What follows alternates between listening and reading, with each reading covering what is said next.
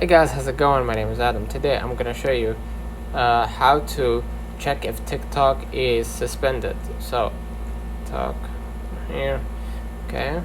And if you want to check if your TikTok is suspended, first of all, try to log in with your account.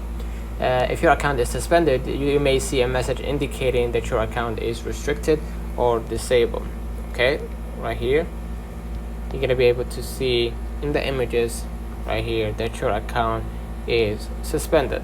Okay, and check for notification through your email or app notification. Open TikTok and check if there is any notification or messages about your account status, and then you're gonna visit the account center the help center or contact support, and then search for information about the account suspension or restrictions, and then check TikTok's community guidelines. Review TikTok's community guidelines to understand why accounts might be suspended, and then you're going to contact the TikTok support if you believe your account is incorrectly suspended.